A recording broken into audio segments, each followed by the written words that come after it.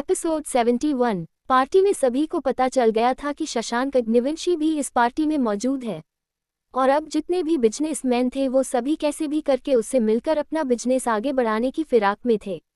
कुछ लोग ऐसे भी थे जिन्हें शशांक के बारे में अंदर तक पता था, इसीलिए वो सब अपना मुंह छुपा रहे थे। श्रविका अब्रम को देख ही नहीं रही थी और अब्रम इसी बात से काफी बेचैन हो रहा था। जब वो उसे पसंद ही नहीं करता तो उसे इतना फर्क क्यों पड़ रहा है? इसका जवाब शायद उसके पास नहीं था। अविनाश स्मृति को देख रहे थे।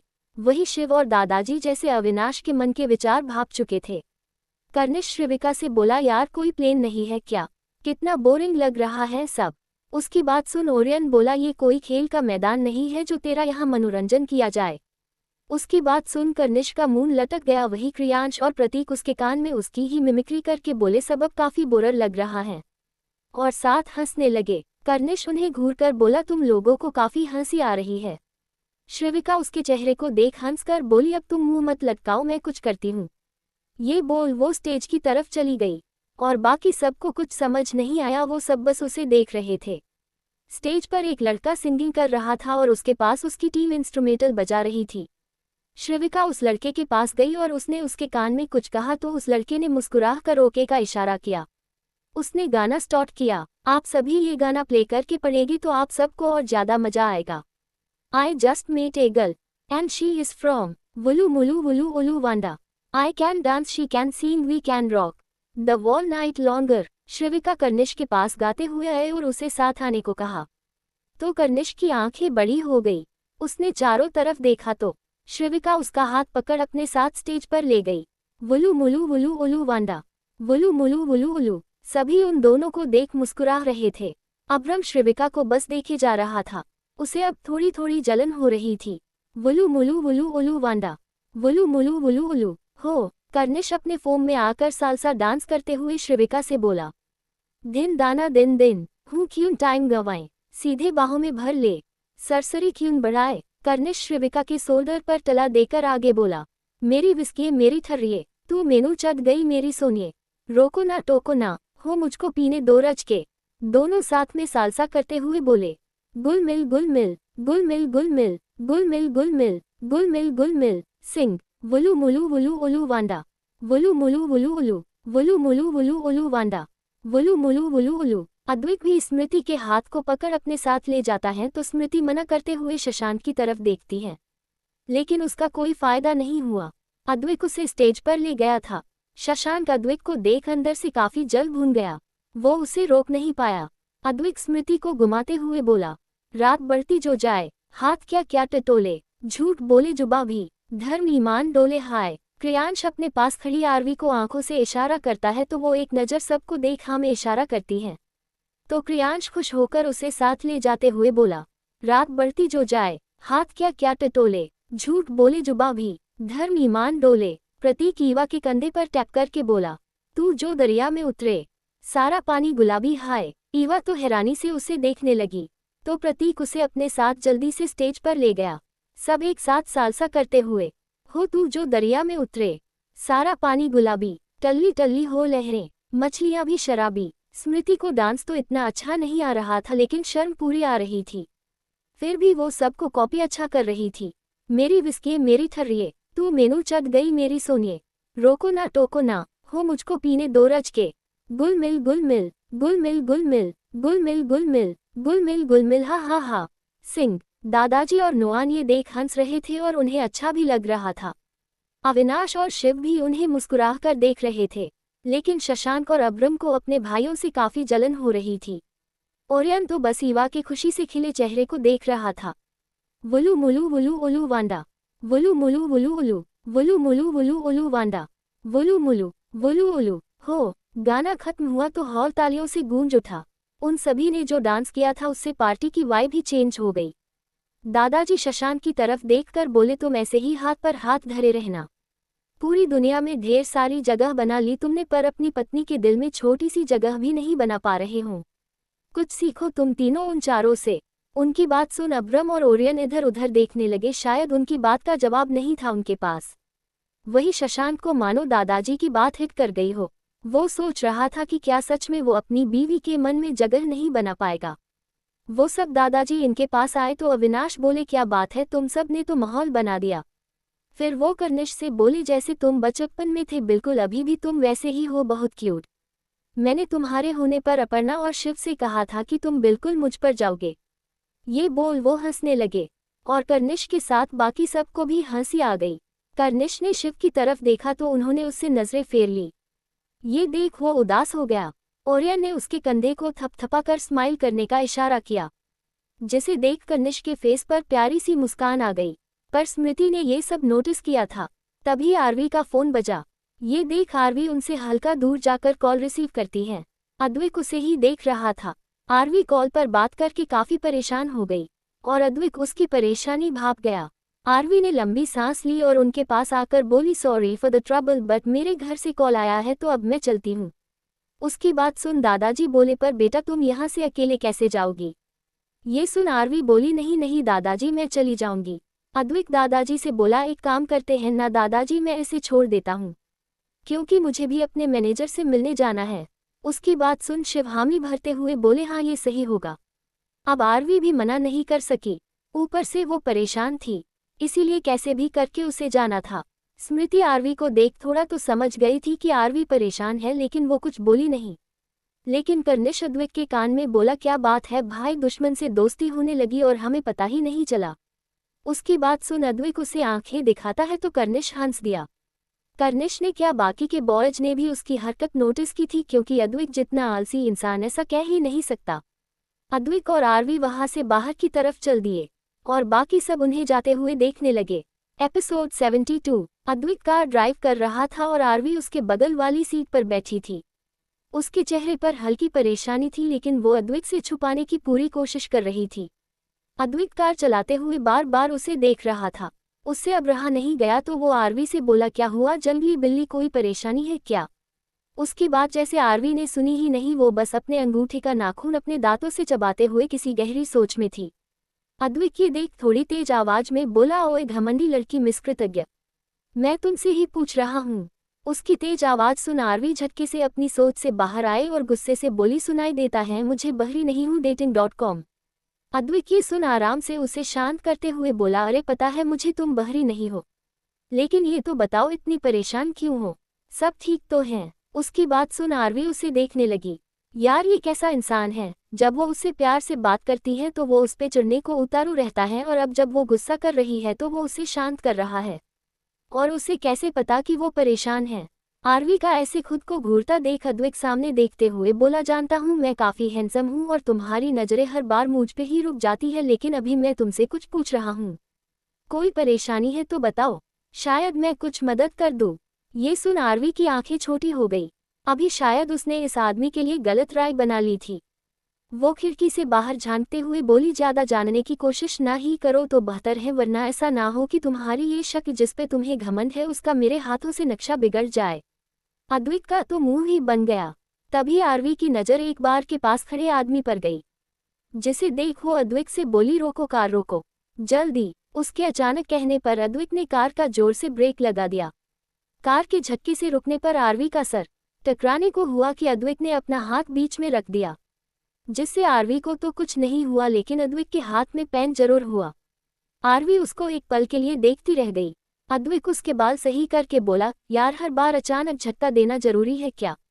उसकी केयर देख आरवी का दिल जोर से धड़कने लगा, पर उसकी बात सुन आरवी अपना सीट बेल्ट खोलते हुए बोली थैंक्स मुझे ड्रॉप करने के लिए, अब तुम जा सकते हो।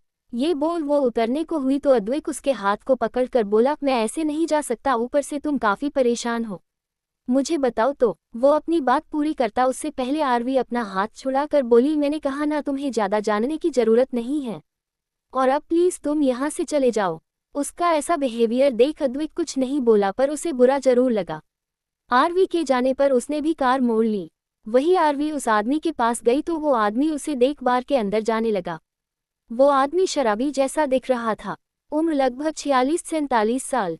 कोष्टक आरवी उसके सामने आकर बोली पापा आप ऐसा क्यों कर रहे हो, क्यों मेरी मुसीबतें और बढ़ाने पर तुले हुए हो। ये सुन वो आदमी मतलब उसके पिता आवेश कृतज्ञ उसे गुस्से से घूर कर धक्का देकर बोले मुसीबतें मैं बढ़ाता हूँ या तुम मुझे चैन से जीने नहीं देती। धक्का लगने से आरवी जमीन पर गिर गई। रात हो गई थी इसीलिए वहाँ कुछ लोग ही थे, लेकिन वो सब वहाँ इकट्ठे होकर तमाशा देखने लगे। वही आरवी जल्दी खड़ी होकर बोली, प्लीज पापा, जो आपने पैसे लिए हैं वो वापस कर दीजिए। वो माँ के इलाज के लिए है, मैं आपके हाथ जोड़ती हूँ।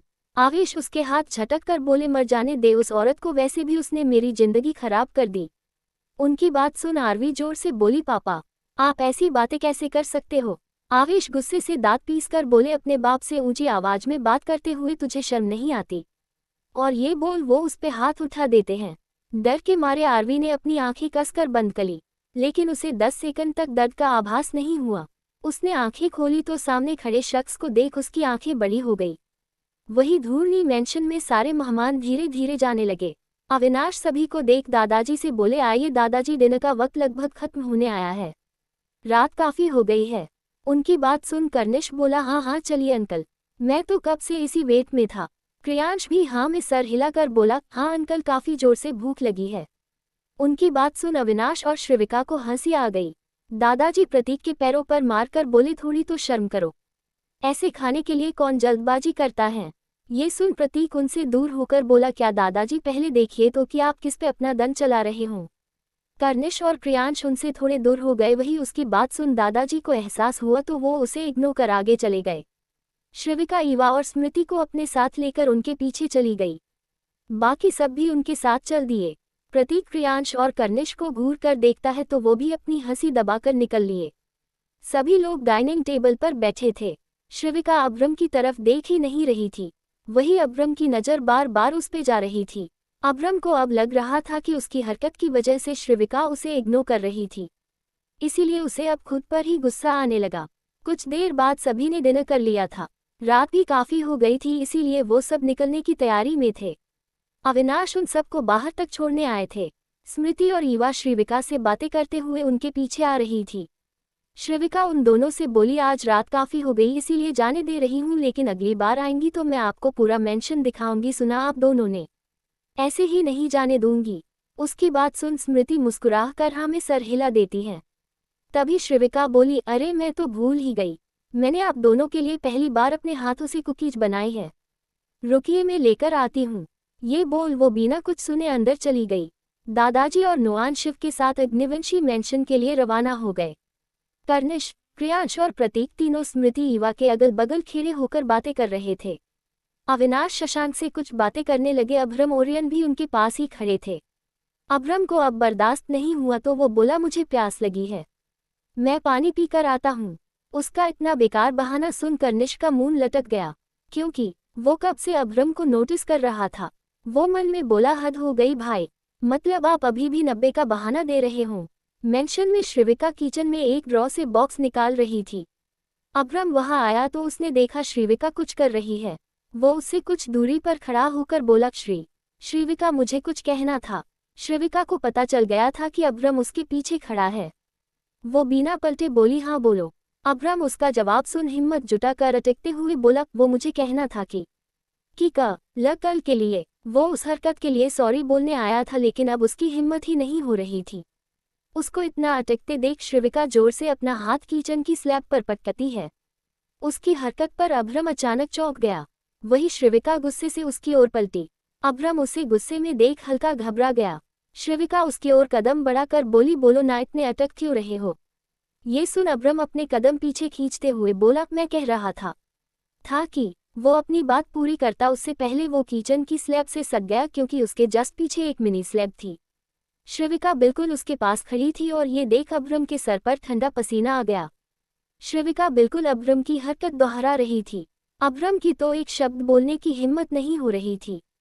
उसकी हालत देख श्रिविका तिरछी मुस्कुरा दी। वो अब्रम का कॉलर पकड़ हल्की ऊपर हुई। उसकी हरकत पर अब्रम की तो हालत और खराब हो गई, वो उसे रोक भी नहीं पा रहा था। ये वही अब्रम आहूजा है जिसके सामने किसी की बोलती नहीं खुलती, और आज वही आहूजा एक लड़की की मनमानी सह भी रहा था और अपना मुंह भी नहीं खोल पा रहा था। वो बस फटी आंखों से श्रिविका को देख रहा था। वही श्रिविका अपने चेहरे को अब्रम की नेक तक ले गई। उसके इतने पास होने से अब्रम की धड़कनें तेज हो गई थी।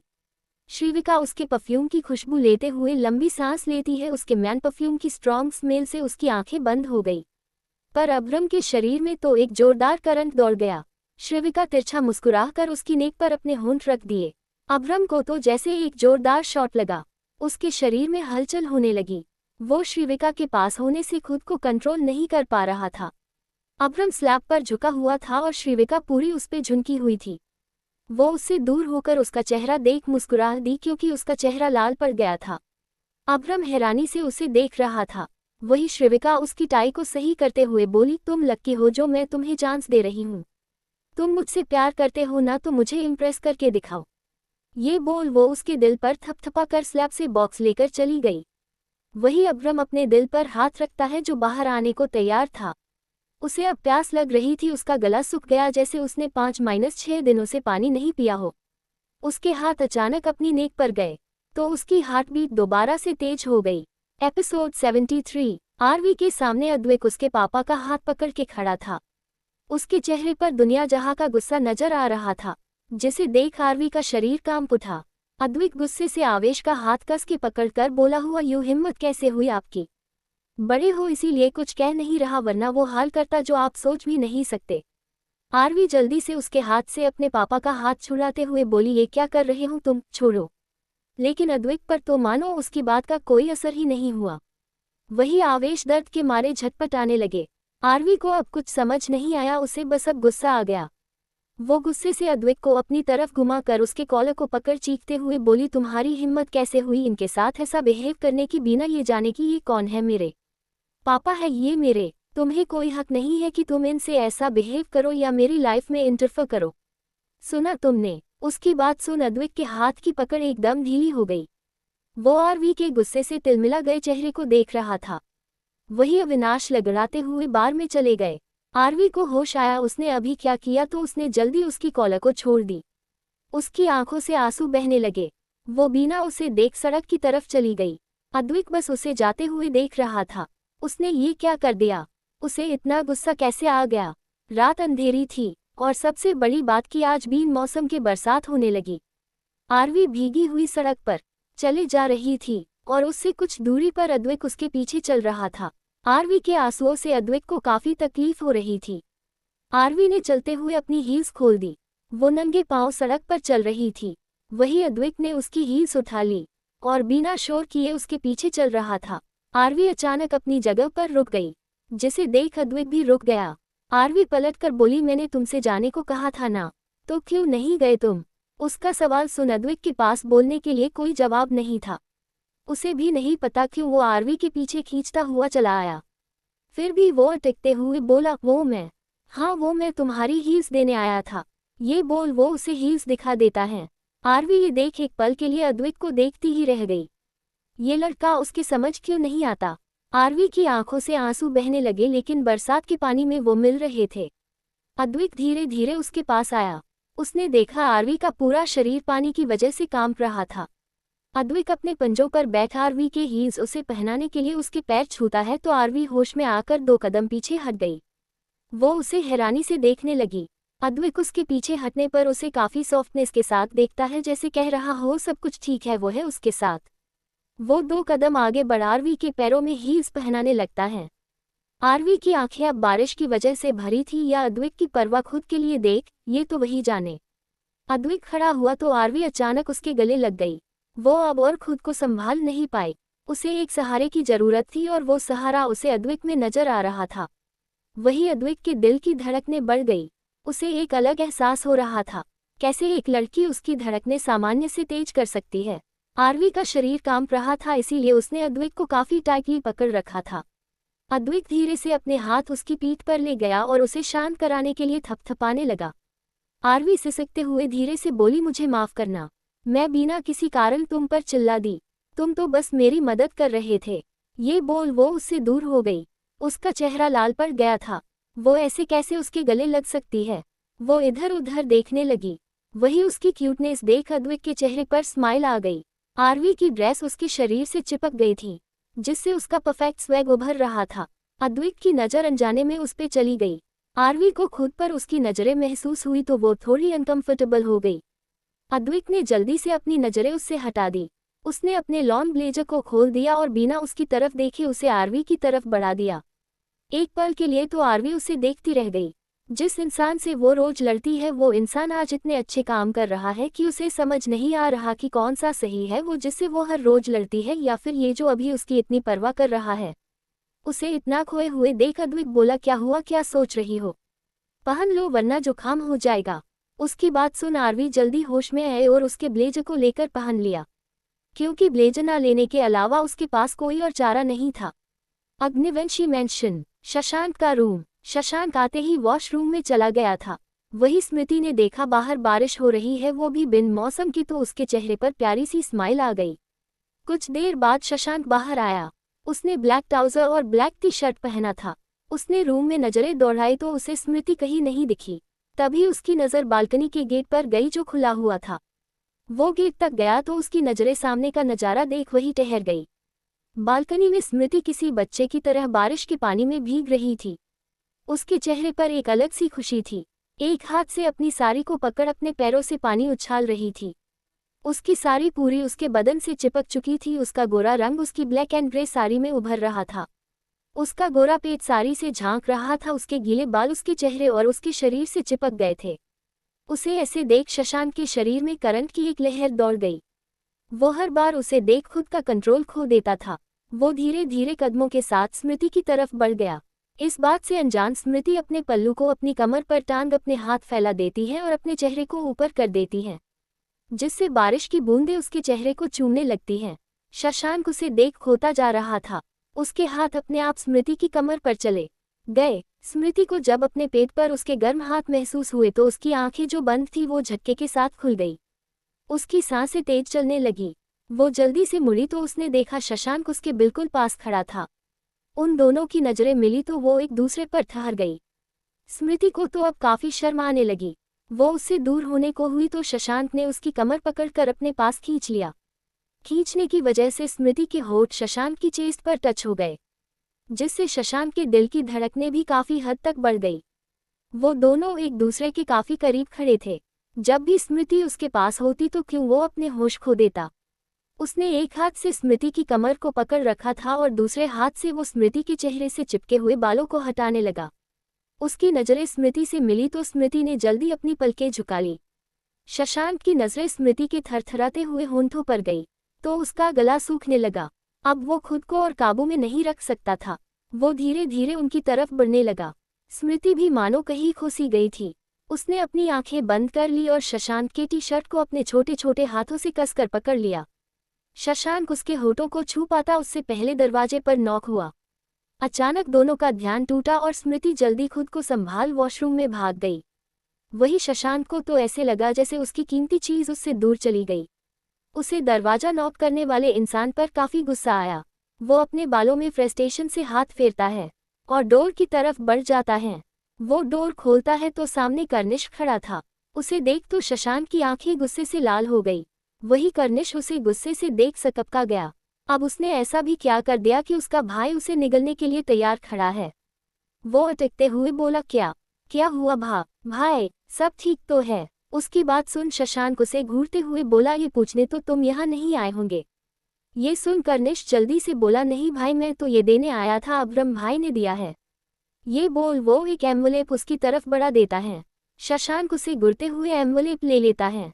कर्निश कमरे में झांकने की कोशिश करते हुए बोला, वैसे भी कहा है, मुझे गुड नाइट बोलना था। उसकी बात सुन शशांक जोर से उसके मुंह पर दरवाजा बंद कर देता है। वो मन में बोला, बड़ा आया गुड नाइट बोलने वाला। वही बेचारा कर्निश खुद में बोला, ऐसा भी क्या पूछ लिया मैंने। ये भाई की प्रॉब्लम कभी समझ क्यों नहीं आती यार। हर टाइम अपने प्यारे भाई को धमकाते रहते हैं। ये सब बड़बड़ाते हुए वो वहां से चला गया। उसे क्या पता उसने शशांक का सबसे सुंदर मोमेंट खराब कर दिया है। ओरियन का रूम। ओरियन अपने रूम की बालकनी में खड़ा था। वो पूरा भीगा हुआ था। उसके आंखों के सामने ईवा का चेहरा आ रहा था। आज जब उसने ईवा को देखा तो उसे पहली बार अपना दिल धड़कता हुआ महसूस हुआ। एक लड़की जिसे वो अच्छे से जानता तक नहीं, उसके बारे में वो हर वक्त सोचता रहता था। एक लड़की जिसने उसकी जान बचाई थी।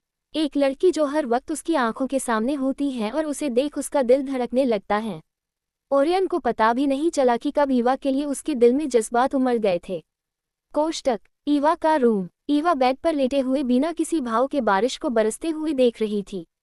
वो सोने के लिए आंखें बंद करती है तो आज उसकी आंखों के बंद होते ही उसे डार्कनेस नहीं दिखी, उसे दिखा तो ओरियन का वो चेहरा, उसकी आंखें जो रह रह कर उसे देखती। ईवा भले ही ओरियन की तरफ नहीं देखती पर उसे पता था कि वो उसे ही देखता है। कोष्टक। ईवा को तो वैसे भी नींद नहीं आती थी, पर अब उसे नींद नहीं आ रही थी क्योंकि अब आंखें बंद करते ही उसके सामने ओरियन का चेहरा आता है। एपिसोड 74। Gym room. ओरियन अंदर आया तो उसे कोई नहीं दिखा। वो मन में बोला आज कोई नहीं आया, सब के सब आलसी हो गए हैं। शशांक और अभ्रम से ये उम्मीद नहीं थी। ये सब वो सोच ही रहा था कि उसे करहाने की आवाज आई। उसने इधर उधर देखा तो उसकी नज़र ईवा पर पड़ी जो स्मिथ मशीन पर लेटकर काफी हैवी वेट के बड़े से डंबल को स्टैंड पर रखने की कोशिश कर रही थी। उसे देख ओरियन की आंखें बड़ी हो गई, वो जल्दी से उसकी तरफ भागा। उसने जल्दी डंबल को उठाया और उसे स्टैंड पर रखा।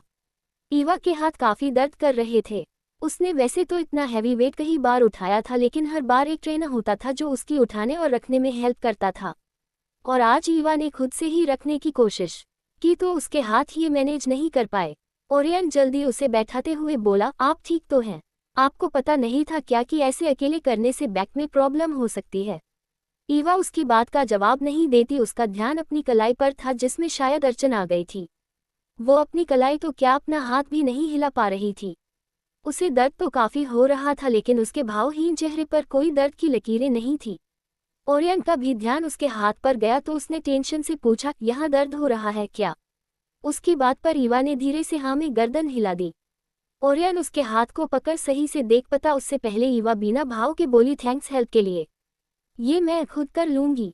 ये बोल वो उठने को हुई तो ओरियन बोला, देखिए आप जितनी देर करेगी ये चोट आपकी उतनी बढ़ जाएंगी। मैं 2 मिनट में इसे ठीक कर देता हूँ, प्लीज मुझे करने दीजिए। उसकी बात सुन ईवा ओरियन को देखने लगी। उसने धीरे से अपना हाथ आगे बढ़ा दिया, जिसे देख ओरियन उसके हाथ को पकड़कर उसे देखते हुए बोला, बस एक झटका और ये हो जाएगा, हल्का सा दर्द होगा बस। ईवा उसकी बात सुन रही थी पर कोई जवाब नहीं देती। ओरियन एक नज़र ईवा के चेहरे को देख झटके से उसकी हाथ की कलाई को हल्का घुमा देता है। वो ईवा की तरफ देखता है लेकिन वो हैरान हो गया। इस लड़की के चेहरे पर कोई दर्द के भाव ही नहीं थे। आमतौर पर लोग ये दर्द सहन भी नहीं कर पाते और यहाँ ईवा को देख लगा जैसे उसे दर्द हुआ ही नहीं। ईवा अपनी कलाई घुमाकर बोली, थैंक्स। ये बोल वो उठकर चली गई। वही ओरियन उसे जाते हुए देखता रहा। उसे पता था कि ईवा में कोई इमोशंस नहीं बचे थे और आज उसने साक्षात देख भी लिया था। अद्विक का रूम। अद्विक फेल कर बेड पर सो रहा था तभी उसका गेट नॉक हुआ। उसने बड़ी मुश्किल से टाइम देखा तो सुबह के 6 बजे थे। उसने आंखें मलते हुए गेट खोला। सामने अभ्रम खड़ा था। उसे देख वो अंदर जाते हुए बोला, चैन नहीं है ना तुझे? कम से कम घर पर तो जीने दे मुझे, ऑफिस में तो वैसे भी तू और शशांक चैन की सांस लेने नहीं देते। ये बोल वो धम से बेड पर लेट गया और सोने की कोशिश करने लगा। अभ्रम उसके सामने वाली चेयर पर बैठकर बोला, यार मुझे कुछ कहना था तुझसे। जिसे सुन अद्वैक अपना चेहरा कंबल से ढकते हुए बोला, हम आगे बोलता जा, सुन रहा हूँ। उसकी बात सुन अभ्रम उसे छोटी आंखों के साथ घूरता है। फिर वो आगे बोला, वो कल श्रीविका ने मुझे कहा कहा कि। अद्वैक परेशान होकर बोला, यार ऐसा भी क्या कह दिया कि तू कब से की कर रहा है? अभ्रम उसे शांत कराते हुए जल्दी से बोला, अरे तू सुन तो सही यार, बोल तो रहा हूँ। उसकी बात सुन अद्वैक फिर से कंबल मुंह पर ढक देता है। अभ्रम एक ही सांस में बोला, कल उसने कहा कि वो मुझे चांस देगी। उसकी बात सुन अद्वैक अचानक बैठ गया। उसने हैरानी से कहा, क्या कहा? वो तुझे चांस दे रही है?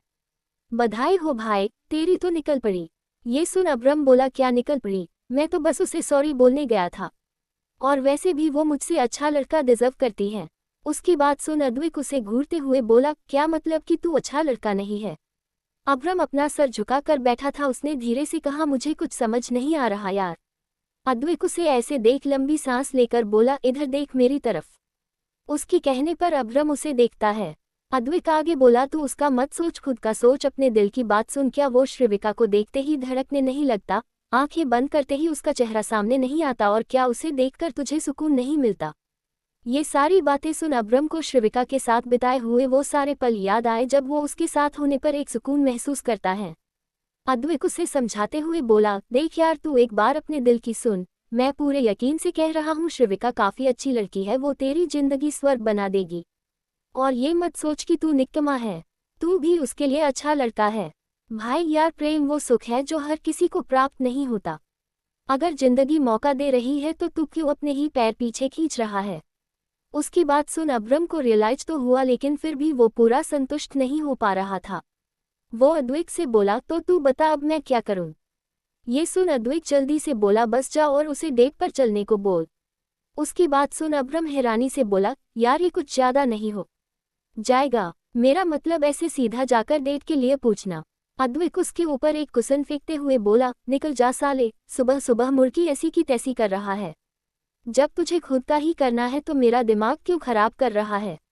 अब्रम पिल्लो पकड़ कर बोला, अरे तू मेरे कहने का मतलब नहीं समझा यार। एक अद्विक ही था जो बेचारे अब्रम की इन सब में मदद कर सके, इसीलिए अब्रम अभी गधे को भी बाप बना रहा था। इन फालतू चीजों में अद्विक का दिमाग काफी तेज चलता था और अब्रम इसीलिए उससे एडवाइस ले रहा था। कोष्टक शशांक का रूम। शशांक अपने सामने खड़ी स्मृति को देख रहा था जो उसकी टाई बांध रही थी। वही कल की घटना के बाद स्मृति उससे नजरें नहीं मिला पा रही थी। वो जल्दी उसकी टाई बांधकर उससे दूर होकर बोली, वो हमें कुछ कहना था आपसे। शशांक के चेहरे पर शरारती अंदाज थे।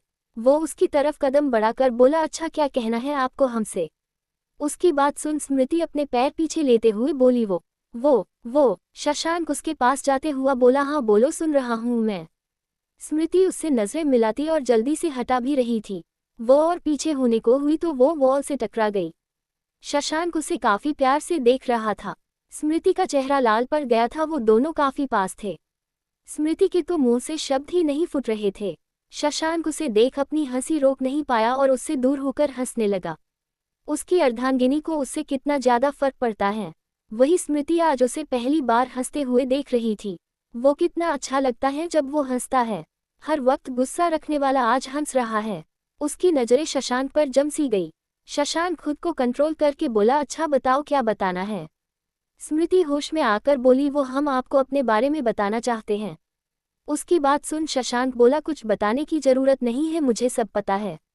तुम प्रयागराज से हो, वहाँ तुम अपनी आंटी और कैजन के साथ रहती थी, यही सब बताना था ना। ये सुन स्मृति हैरान रह गई। मतलब उसके पति को सब पता था। स्मृति ये सब सोच रही थी तो शशांक बोला, अब ज्यादा सोचना बंद करो और वहाँ टेबल पर कुछ है तुम्हारे लिए। ये बोल वो अपना बैग लेकर बाहर चला गया। स्मृति ने टेबल की तरफ देखा तो वहाँ एक बॉक्स था। उसने जाकर बॉक्स ओपन किया तो उसमें एक फोन था, जिसे देख स्मृति के चेहरे पर मुस्कान आ गई। एपिसोड 75। दिन का वक्त। आहूजा एम्पायर। अब्रम अपने कैबिन में बैठा था। वो कोई फाइल रीड कर रहा था। उसके सामने कर्निश लैपटॉप पर कोई ईमेल चेक कर रहा था। वो दोनों अपना काम कर ही रहे थे कि तभी कैबिन का गेट खुला और श्रिविका दंदनाते हुए अंदर आई। अब्रम और कर्निश का ध्यान अचानक उस पे गया। वो दोनों उसे इतने गुस्से में देख हैरान हो गए। श्रिविका आकर उनके सामने खड़ी हो गई। उसने लाइट पिंक कलर का वन पीस पहना था जो साइड से खराब थी। उसकी आंखों में आंसू थे, चेहरा भी गुस्से से लाल हो गया था। अब्रम और कर्निश जल्दी से खड़े हो गए। अब्रम उसके पास आकर बोला, क्या हुआ श्रिविका, तुम इतने गुस्से में क्यों हो, किसी ने कुछ कहा क्या। कर्निश भी ये जानने चाहता था। अब्रम के पूछने पर श्रिविका का चेहरा रोने जैसा हो गया। उसने धीरे से अब्रम के कोट को पकड़ा और धीरे धीरे उसके गले लग गई। अब्रम और कर्निश हैरान थे क्योंकि श्रिविका उसके गले लगकर सिसकने लगी। अब्रम उसकी पीठ पर हाथ रख सहलाते हुए बोला, मुझे बताओ क्या हुआ। श्रिविका सिसकते हुए बोली, तुम्हारे एम्प्लॉय ने मेरे साथ मिसबिहेव किया।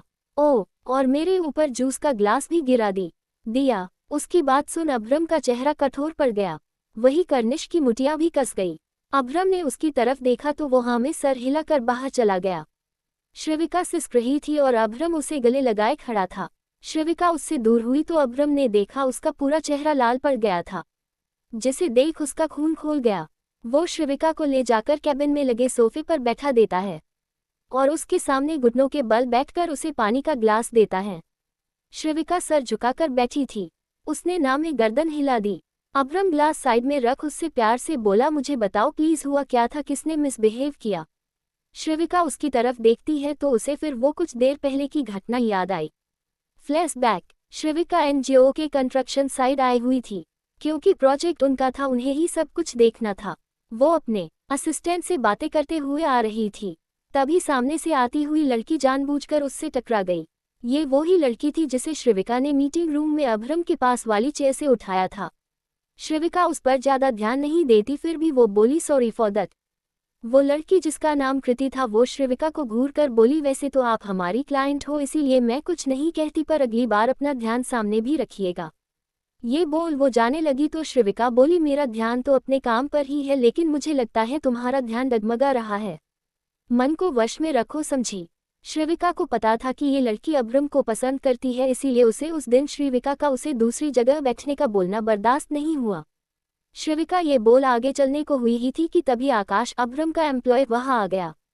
वो श्रीविका से बोला, मिस आप पहली बार हमारे साथ काम कर रही है, सो प्लीज अपना मूड खराब मत करिए, ये लीजिए जूस पी ले। श्रीविका को उसे देख कुछ खास अच्छा नहीं लगा, फिर भी वो अपने पापा का प्रोजेक्ट खराब नहीं करना चाहती थी, इसीलिए वो जूस को लेने के लिए हाथ आगे बढ़ाती है।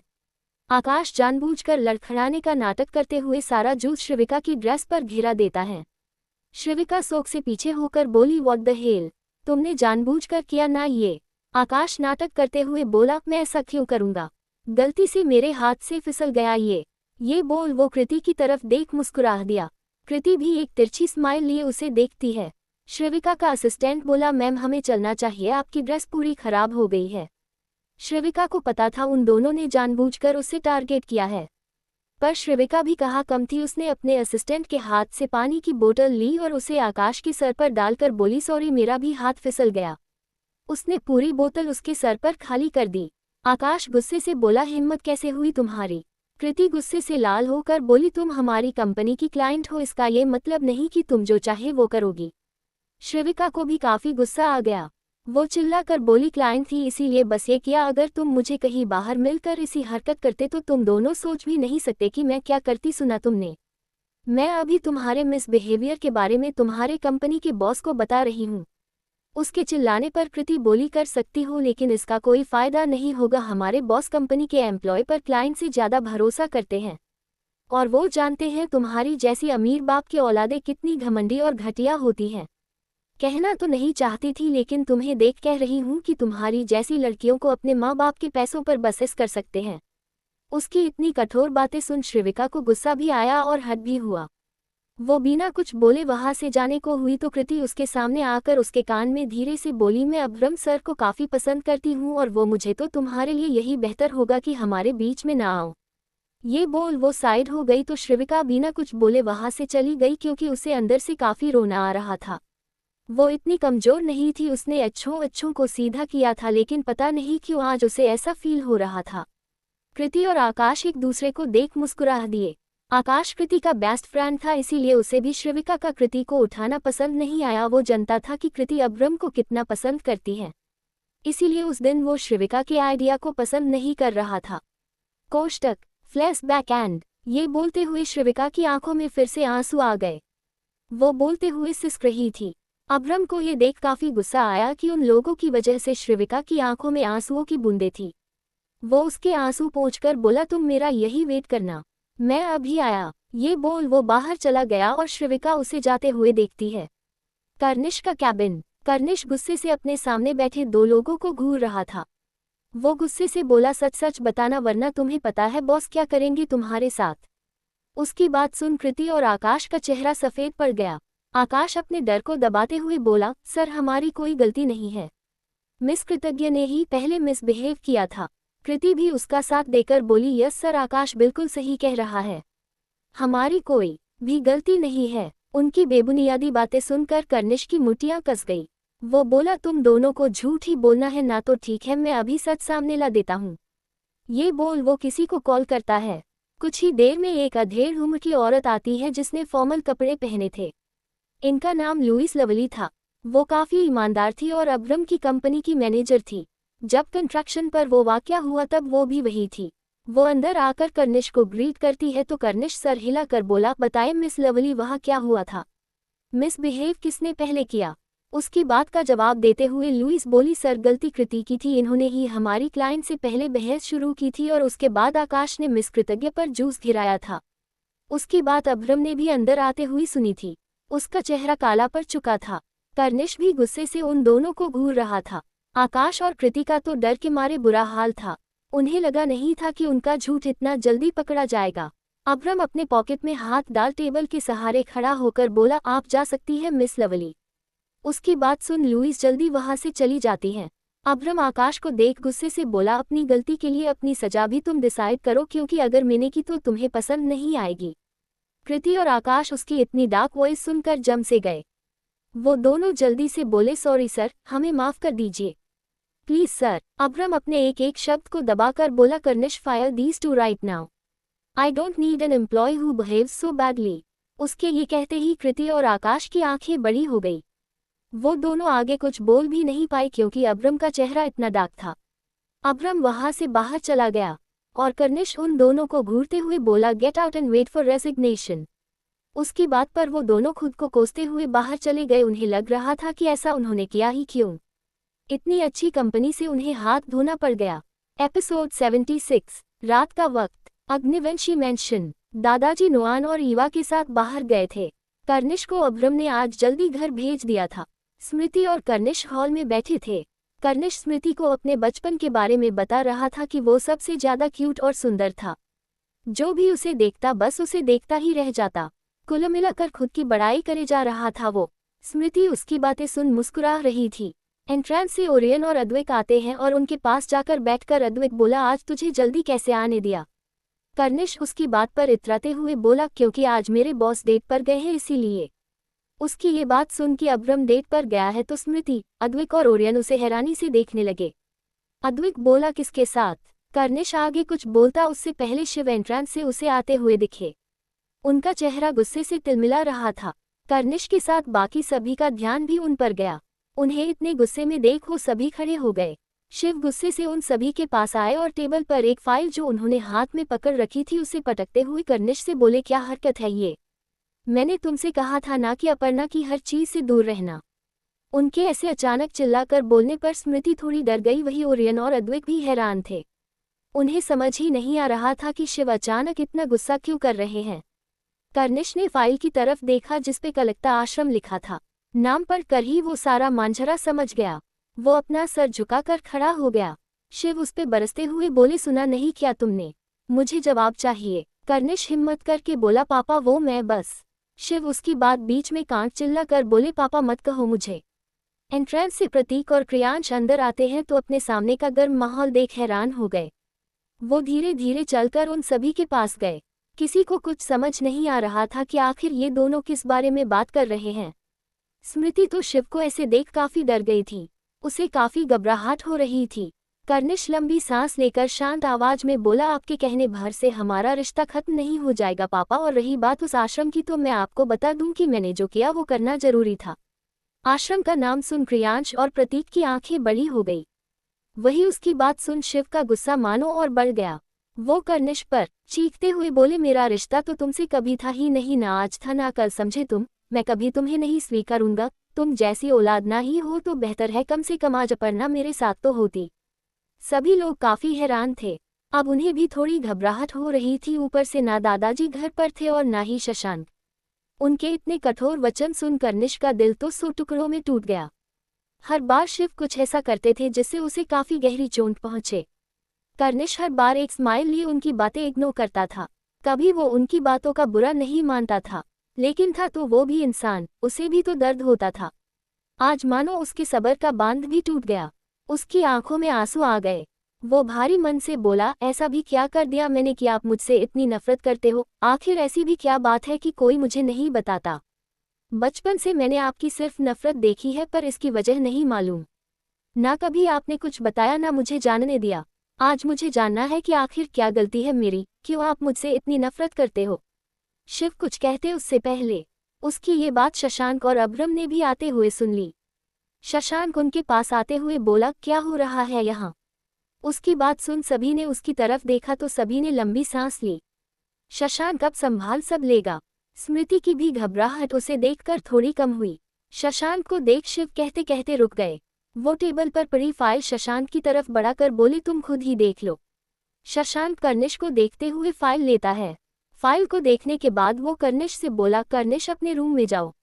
उसकी बात सुन सभी उसे हैरानी से देखने लगे। आखिर वो उसे अंदर जाने को क्यों बोल रहा है।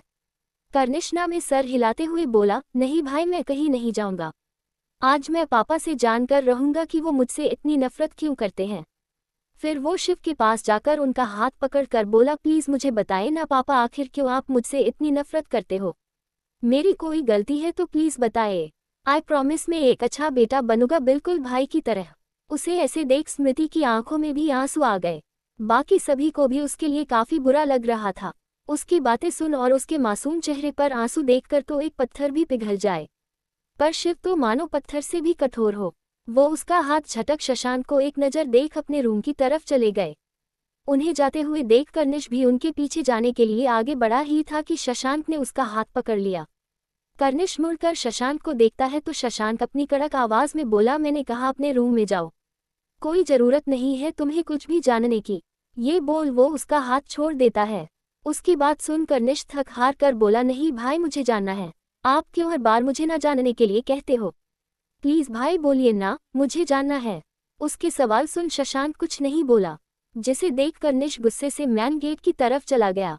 उसे जाता देख प्रियांश उसे आवाज देते हुए बोला, यार कर्निश कहाँ जा रहा है?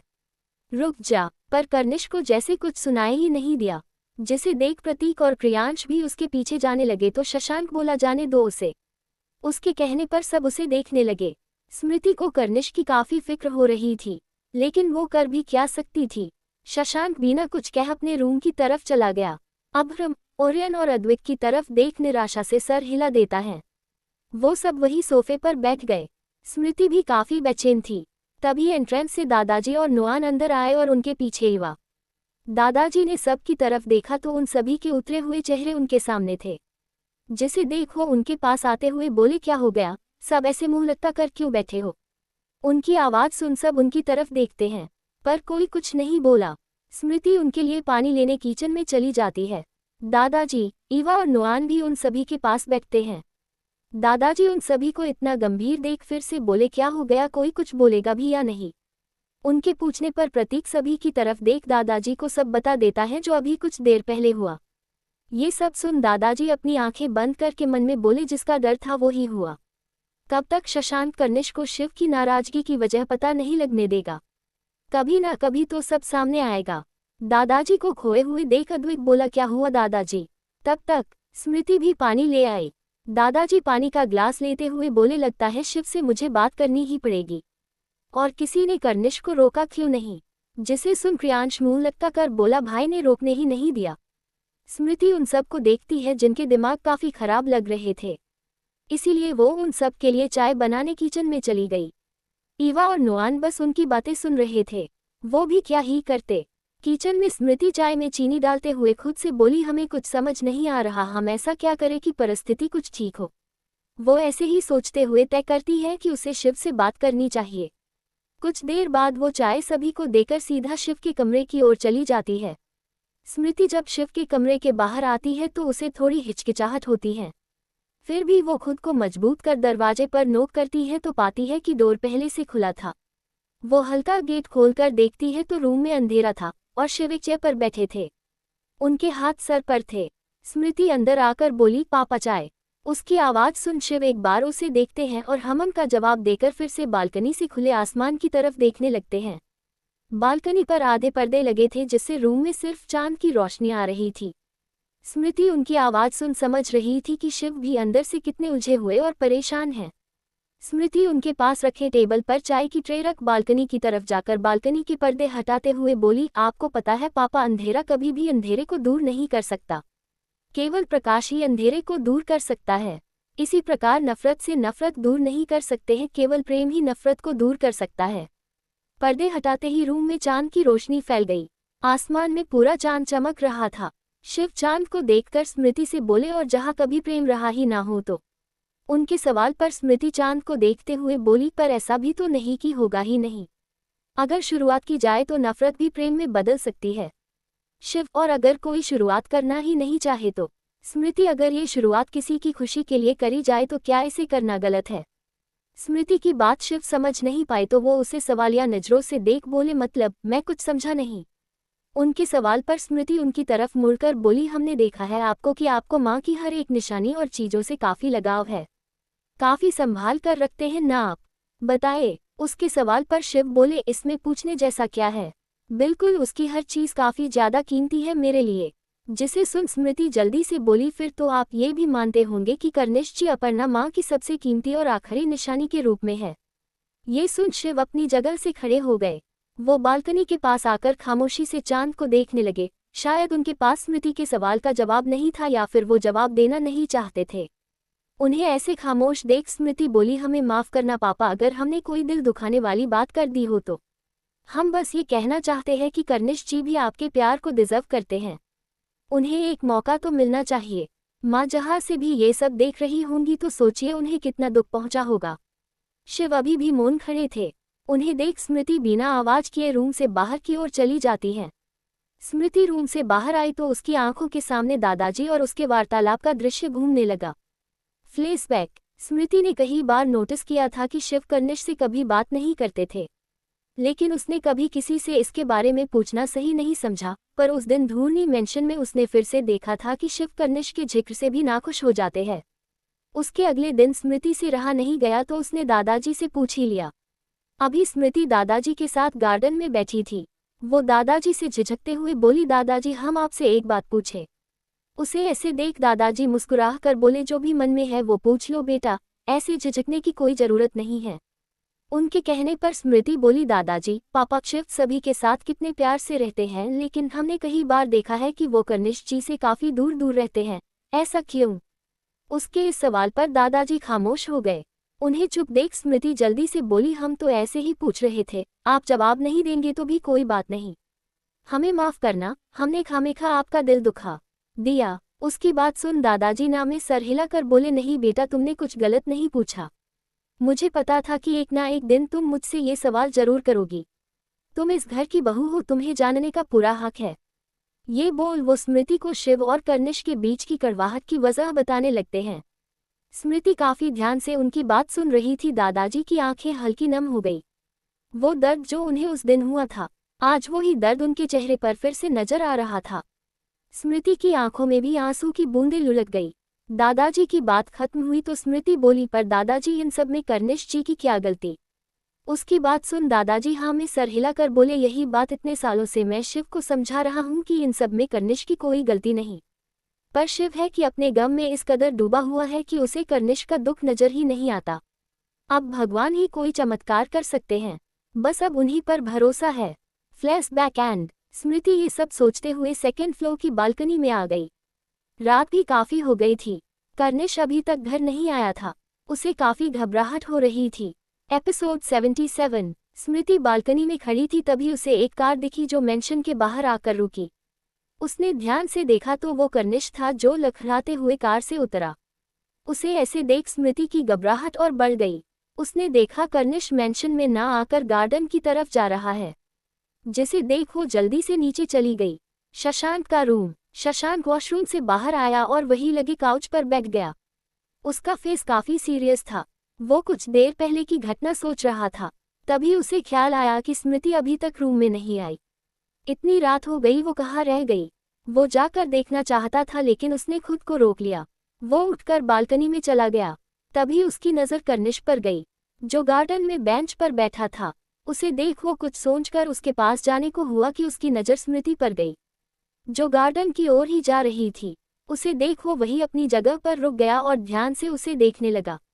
इधर नीचे स्मृति कर्निश के पास आकर बोली, क्या हम यहाँ बैठ सकते हैं? उसकी आवाज़ सुन कर्निश जल्दी से अपनी आंख से पानी की बूंद दूर करके बोला, भाभी आप बैठिए ना, पर आप अभी तक सोई नहीं। जिसे सुन स्मृति उससे कुछ दूरी पर बैठकर बोलिए, तो हम भी जानना चाहते हैं कि क्या आपको नींद नहीं आ रही जो आप अभी भी जाग रहे हो? उसके सवाल पर कर्निश हल्का मुस्कुरा कर बोला, क्या भाभी सवाल पहले मैंने किया था? स्मृति आंखें छोटी करके बोली, वैसे आप लड़खड़ा कर क्यों चल रहे थे? उसके ऐसे पूछने पर कर्निश उसकी तरफ मुड़कर बोला, सीरियसली भाभी क्या आपको सही में ऐसा लगता है कि? उसे देख स्मृति हंसने लगी। ये देख कर्निश का मुंह बन गया। उसे मुंह फुलाते हुए देख स्मृति अपनी हंसी रोकते हुए बोली, अच्छा बताइए कि कहाँ से लगा कर आए ये? उसके पूछने पर कर्निश को याद आया कि कैसे उसने गुस्से से गेट पर लात मारी थी और खुद का ही नुकसान कर लिया था। वो उससे नजरें चुराकर बोला, कुछ नहीं, वो बस ऐसे ही। स्मृति उसकी बात बीच में काट कर बोली, बस ऐसे ही नहीं लगती, आपने जरूर गेट पर अपने पैर से मारी होंगी। ये सुन कर्निश हैरान होकर बोला, ये आपको कैसे पता चला? स्मृति मुस्कुराकर बोली, हमने मूवीज में देखा है, उसमें लोग गुस्से में ऐसे ही करते हैं और खुद को ही चोट पहुंचा लेते हैं। कर्निश ये सुन मुस्कुरा दिया। स्मृति उसके हल्के मूड को देख बोली, उन्होंने जो किया क्या उसका बुरा लगा आपको? उसकी बात सुन कर्निश कुछ देर शांति के बाद मुस्कुराते हुए बोला, नहीं भाभी, भाई की बातों का तो मुझे कभी बुरा लगता ही नहीं, क्योंकि मुझे पता है अगर उन्होंने मुझे जानने से रोका तो उसके पीछे कोई रीजन जरूर रहा होगा। भाई भले ही मुझे कितना भी डांटे, कितना भी गुस्सा क्यों ना करे, पर मुझे पता है वो मुझसे, इनफैक्ट सभी लोगों से काफी प्यार करते हैं। वो बाहर से खुद को पत्थर दिखाते हैं लेकिन अंदर से वो बिल्कुल मोम की तरह है। आपको पता है भाभी, जब मुझ में समझ आए और पहली बार रियलाइज हुआ कि मेरे पापा मुझसे नाराज नहीं है, वो मुझसे नफरत करते हैं, तो मैं अंदर से बिखर चुका था। समझ ही नहीं आया कि क्या करूं, कहाँ जाऊं, किसे बताऊं। तब एक वो भाई थे जिन्होंने मुझे एक पिता की तरह समझाया, मेरा ख्याल रखा, मुझसे हर तकलीफ को दूर रखा, मुझे जीने का तरीका सिखाया, और आज इसीलिए मैं ऐसा हूँ, बिल्कुल टेंशन फ्री। इसीलिए मैं उनसे काफ़ी प्यार भी करता हूँ और मेरे मन में काफ़ी इज्जत है उनके लिए। उसकी बातें सुन स्मृति मुस्कुरा रही थी। कितना समझदार था कर्निश, उसे ये देख काफ़ी अच्छा लगा कि कर्निश अपने भाई के लिए कितना अच्छा सोचता है। कर्निश रुका तो स्मृति सीरियस होकर बोली, वैसे पता है आपको, हमने मूवी में देखा था ऐसे, जब उस मूवी के हीरो ने आपकी तरह गेट पर लात मारी थी तो उसके पैर जाम हो गए थे। वो 10-15 दिन तक बेड से उठ नहीं पाया। उसके सीरियस फेस को देख कर्निश सही से बैठते हुए बोला, क्यों मजाक कर रही हो भाभी, मैंने तो ऐसा कुछ भी नहीं सुना। स्मृति उसे डराते हुए बोली, हम भला आपसे मजाक क्यों करेंगे, हमने देखा है उसे धीरे धीरे दर्द होता है। कर्निश भी उसकी बात पर यकीन करते हुए बोला, क्या सच में? स्मृति, हाँ सच्ची, एक बात बताए, क्या आपके पैरों में दर्द नहीं हो रहा? कर्निश अपने पैरों को देख परेशानी से बोला, हो रहा है भाभी, अगर मेरे पैर जाम हो गए तो मैं क्या करूंगा, भाई ने तो मुझे निगल ही जाना है। स्मृति उसके मजे लेते हुए बोली, एक काम करिए, आप उठने की कोशिश कीजिए। कर्निश दर्द से कराहते हुए बोला, भाभी काफी तेज दर्द हो रहा है, प्लीज कुछ कीजिए, मेरे प्राण निकल जाएंगे। उसे देख स्मृति घबरा गई। वो तो बस कर्निश से मजाक कर रही थी, पर कर्निश को तो सही में दर्द हो रहा था। वो घबरा कर बोली, क्या सही में दर्द हो रहा है? रुकिए, हम किसी को बुला कर लाते हैं। वो ये बोल मुड़ी ही थी कि उसे कर्निश की हंसने की आवाज आई। कर्निश खड़ा हो अपनी कमर पर हाथ रख हंस रहा था। वो स्मृति को देख बोला, ओह मेरी भोली भाभी, क्या आपको सही में लगता है कि मैं इतना बेवकूफ़ हूँ जो आपकी बातों में आ जाऊंगा? उसे इतना हंसता देख स्मृति मुंह बना लेती है। फिर वो हल्का मुस्कुरा कर जोर से कर्निश के पैरों की तरफ देखकर बोली, कर्निश हटिए वहां से। कर्निश उसके अचानक तेज बोलने से घबरा गया और चीखते हुए उछल पड़ा। उसे लगा उसके पैरों के पास कुछ है। वही अब बारी स्मृति की थी। वो जोर जोर से हंसने लगी। कर्निश को समझ आया कि वो फंस चुका था। वो अपनी बेवकूफी पर हंसने लगा। शशांक जो कब से उन दोनों को देख रहा था, उसे कुछ सुनाई तो नहीं दे रहा था, पर उन दोनों को हंसता देख उसके चेहरे पर भी मुस्कान आ गई। वो स्मृति को प्यार से देख रहा था। कुछ देर बाद स्मृति अपने रूम का गेट खोल अंदर आई तो रूम में अंधेरा था। वो चुपचाप दबे पांव बेड पर जाकर लेट जाती है। शशांक को पता था कि स्मृति आ चुकी है। वो सोने का सिर्फ नाटक कर रहा था। स्मृति सोने की कोशिश कर ही रही थी कि शशांक जानबूझकर अपना भारी भरकम हाथ उसकी कमर पर रख देता है। स्मृति ये महसूस करते ही अपनी आंखें खोल देती है। वो उसके तरफ ही मुंह करके लेटी हुई थी। वो उसके हाथ को धीरे से दूर करने को हुई तो शशांक उसे कस के पकड़ अपने बिल्कुल करीब खींच लेता है। स्मृति उसके सीने के लग चुकी थी। अब उससे दूर जाना तो जैसे नामुमकिन था। वो शशांक की शर्ट को पकड़कर सोने की कोशिश करने लगी। शशांक ये देख मुस्कुरा दिया। कुछ ही देर में स्मृति को नींद आ गई, जिसे देख शशांक उसे सही से अपनी बाहों में लेकर सो गया। आज उसके चेहरे पर काफी सुकून नजर आ रहा था। एपिसोड 78, शशांक का रूम। शशांक की नींद खुली तो उसने देखा कि स्मृति किसी प्यारे बच्चे की तरह उसके गले लगी हुई थी। शशांक उसके मासूम चेहरे को बस देखता ही रह गया। स्मृति के चेहरे पर उसके बाल बिखरे हुए थे तो शशांक अपने हाथ से उसे साइड करने लगा। नींद में जब स्मृति को अपने चेहरे पर गुदगुदी हुई तो वो कसमसा कर शशांक के सीने में अपना चेहरा छुपा कर सो गई। उसकी हरकत देख उसके चेहरे पर हल्की स्माइल आ गई। वो उठना तो नहीं चाहता था, लेकिन फिर भी वो अपना मन मार स्मृति को आहिस्ता से खुद से दूर कर आराम से लेटा देता है और खुद खड़ा होकर वॉशरूम में चला गया। कुछ ही देर में वो बाहर आया तो देखा स्मृति अभी भी सो रही थी। वो उसे एक नज़र देख रूम के बाहर चला गया। Gym room. शशांक रूम में आया तो अंदर पहले से सारे बॉयज थे सिवाय कर्निश के। शशांक को देख प्रतीक एकदम चुप हो गया जो सभी को कुछ बता रहा था। शशांक सीधा एक्सरसाइज करना स्टार्ट कर देता है। सब अपनी अपनी एक्सरसाइज ही कर रहे थे कि तभी कर्निश भी रूम में एंटर होता है। क्रियांश उसे देखकर बोला, क्या हो गया भाई, ऐसे लंगड़ा क्यों रहा है? कर्निश ये सुन शशांक को देखता है जो अपनी एक्सरसाइज कर रहा था। वो उसकी बात का जवाब देते हुए बोला, कुछ नहीं, बस वो सीढ़ियों से गिर गया था। उसकी बात सुन प्रतीक डंबल उठाते हुए बोला, झूठ मत बोल, सब पता है, तूने फिर से लात मारी होगी कार के। जिसे सुन कर्निश उसे आंखें दिखाते हुए चुप रहने को बोलता है। अब्रम कर्निश से बोला, कैसी है अब? कर्निश अपने पैर को हल्का घुमाते हुए बोला, अब थोड़ा आराम है। अब्रम, तेरे नहीं पूछा रहा, तेरी कार कैसी है अब, ये पूछ रहा हूँ। तूने तो उस बेचारी का जीना मुश्किल कर रखा है। कर्निश ये सुन उसे घूरने लगा। वही क्रियांश और प्रतीक धीरे धीरे हंसने लगे। अद्विक सबको देख कर्निश से बोला, कोई ना भाई, इन पे ध्यान मत दे, तू तो इधर आजा, दोनों साथ में लेग एक्सरसाइज करते हैं। उसकी इस बात पर क्रियांश और प्रतीक जोर जोर से हंसने लगे। कर्निश को अद्विक से ये उम्मीद नहीं थी, उसने भी उसका मजाक बना दिया। ओरियन कर्निश से सवाल करते हुए बोला, वैसे कल तूने ऐसा क्या किया जो अंकल तुझसे इतना गुस्सा थे? उसके ये पूछने पर कर्निश के हाथ रुक गए। प्रतीक और क्रियांश का भी यही हाल था। तीनों की हवाएं उड़ी हुई थी। उन्होंने शशांक की तरफ देखा तो वो कर्निश को ही देख रहा था। कर्निश उठते हुए बोला, भाई मुझे लगता है आज के लिए इतनी एक्सरसाइज काफ़ी है। ये बोल वो बिना आफ्ताब देखे सीधा बाहर भाग गया। वही प्रतीक और क्रियांश भी अब कोई न कोई बहाना देखकर निकल लिए। ओरियन उन्हें ऐसे भागता देख अब्रम से बोला, मैंने इतना हार्ड क्वेश्चन पूछ लिया क्या? अब्रम जवाब में अपने कंधे उठा देता है। अद्विक शशांक से बोला, तूने पढ़ी थी ना वो फाइल, क्या लिखा था उसमें? शशांक डंबल उठाते हुए बोला, वो हर महीने माँ के कलकत्ता वाले आश्रम में जाता है। इस बार पापा को पता चल गया, उसने एक जमीन खरीदी थी आहूजा एम्पायर के नाम पर। वो वही ये आश्रम कुछ दिनों के लिए शिफ्ट कर रहा था। अब्रम, वो उसे शिफ्ट क्यों करना चाहता है? शशांक, क्योंकि उस आश्रम के पीछे काफ़ी गंदगी हो रही है जिससे आश्रम के बच्चे बीमार पड़ रहे हैं। वो उस जगह को साफ करने के लिए उन्हें वहां से कुछ दिनों के लिए दूसरी जगह भेज रहा था जिससे उन बच्चों को कोई परेशानी ना हो। ओरियन बोला, मतलब इस काम में क्रियांश और प्रतीक भी उसके साथ थे? शशांक हाँ में सर हिला देता है। कर्निश का रूम। कर्निश अपने रूम में आया ही था कि तभी उसके रूम का गेट नॉक हुआ। वो अपना मुंह टॉवल से पोंछते हुए गेट खोलता है तो सामने खड़े शख्स को देख उसके हाथ से टॉवल छूट गया। वो घबराते हुए बोला, पापा आप? सामने शिव खड़े थे। 26 साल में ऐसा पहली बार था जब शिव कर्निश के रूम के बाहर आए हो।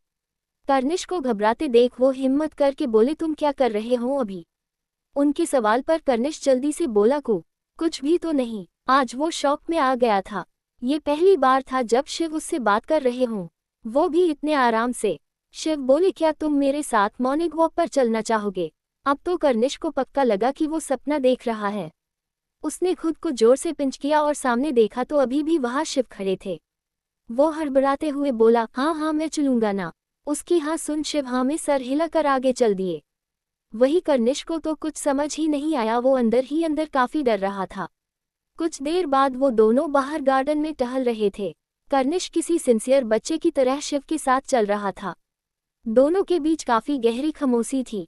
दोनों एक दूसरे से बहुत कुछ बोलना चाहते थे लेकिन पता नहीं क्यों दोनों ने खुद को रोक रखा था। दोनों खामोशी तोड़ने के लिए साथ में बोले, वो मैं। ये सुन वो दोनों रुक गए। शिव बोले, पहले तुम बोलो। कर्निश, नहीं नहीं पहले आप बोलिए। शिव कहा, ना पहले तुम बोलो। कर्निश, नहीं पापा प्लीज पहले आप बोलिए। शिव कुछ देर शांत रहे और फिर अपना गला साफ करके बोले, वो मैं कह रहा था कि ऐसे रोज सुबह सुबह वॉक करना सेहत के लिए काफी अच्छा होता है। तुम करते हो या नहीं?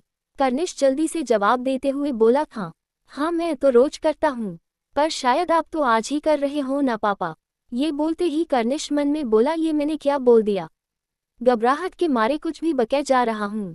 शिव, हाँ मैं आज ही कर रहा हूँ, पर तुम्हें क्या लगता है मैं इतना कमजोर हूँ? चलो देख ही लेते हैं रेस लगाकर। ये बोल वो उसे दौड़ने का इशारा करते हैं और उस गोल ग्राउंड में दौड़ने लगते हैं। कर्निश भी चैलेंज एक्सेप्ट कर दौड़ने लगता है। देखते ही देखते शिव धीरे धीरे दौड़ते हुए अपना आधा राउंड पूरा कर वहां लगी बेंच पर बैठने लगे। वही कर्निश अपना 5वां राउंड पूरा कर उनके पास आता है। शिव को बैठता देख कर्निश अचानक रुक गया। वो मन में बोला, ओ शिट, ये मैं क्या कर रहा हूँ? मैं सच में पापा से रेस लगा रहा था, पता नहीं पापा मेरे बारे में क्या सोच रहे होंगे। फिर वो अपनी गलती सुधारने के लिए शिव के पास बेंच पर बैठता है और उन्हें मक्खन लगाते हुए बोला, वैसे पापा कहना पड़ेगा आप अभी भी काफ़ी स्ट्रांग हो। उसकी बात सुन शिव बोले, बेटा मक्खन खाने में अच्छा लगता है, लगाने में नहीं। ये बोल वो मुस्कुराने लगे, जिन्हें देख कर्निश भी मुस्कुरा दिया। वही शशांक अपनी बालकनी में खड़ा कॉफ़ी की शिप ले रहा था। तभी उसकी नज़र शिव और कर्निश पर गई, जो मेंशन की तरफ बातें करते हुए आ रहे थे।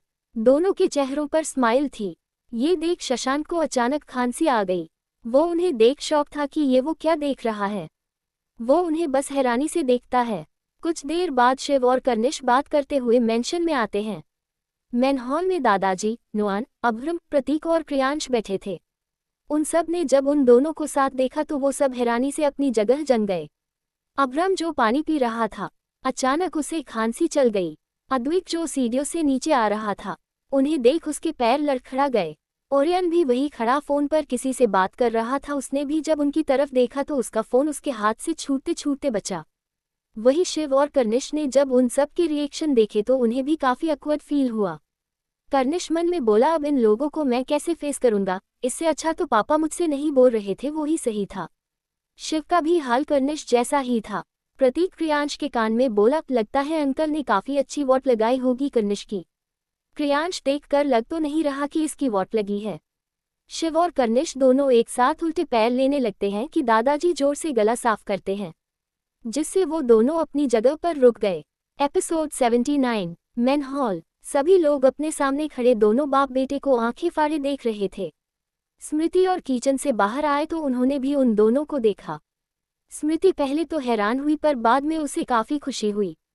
वही ईवा को कुछ समझ नहीं आया कि सब उन्हें ऐसे क्यों देख रहे हैं।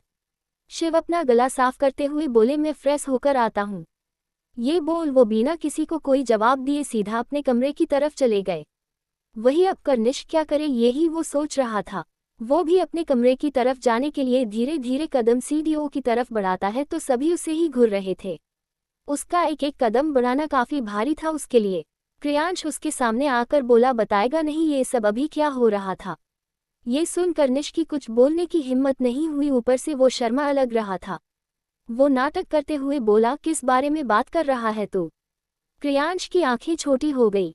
वो कुछ और पूछता उससे पहले कर्निश उसे साइड कर जल्दी सीढ़ियां चढ़ गया। सभी अभी भी इसी तरह बैठे थे। नोआन दादाजी के कंधे पर हल्का मार के बोले, अरे तुम इतना क्यों सोच रहे हो। You should be happy that now both your son and grandson have started speaking well. उनके कहने पर अभ्रम बोला, पर यह हजम करना काफ़ी मुश्किल है। कुछ देर बाद स्टडी रूम में शिव को छोड़कर सब मौजूद थे। कर्निश के चेहरे पर तो एक अलग ही खुशी थी। सभी बैठकर सोच रहे थे कि कैसे शिव का बिहेवियर रातों रात बदल गया। दादाजी बोले, कल रात ऐसा क्या हुआ शिव के साथ जो वो आज बिल्कुल बदल गया है। नोआन एक बुक पढ़ते हुए बोले, ये सब तुम्हारी बहू का कमाल है अधम। स्मृति का जिक्र सुन सभी उन्हें देखने लगे। दादाजी हैरानी से बोले, कहना क्या चाहते हो तुम। स्मृति ने क्या किया। उनके सवाल को सुन नोआन बुक बंद करके बताते हैं कि कैसे जब वो अपने कमरे की तरफ जा रहे थे तब उन्होंने स्मृति और शिव की कुछ बातें सुनी। उनकी बात सुन सभी के चेहरे पर स्माइल आ गई। कुछ देर बाद सभी लोग ऑफिस जाने के लिए तैयार थे। स्मृति किचन में थी और शशांक उसे एक बार देखने के लिए जाने में डिले कर रहा था।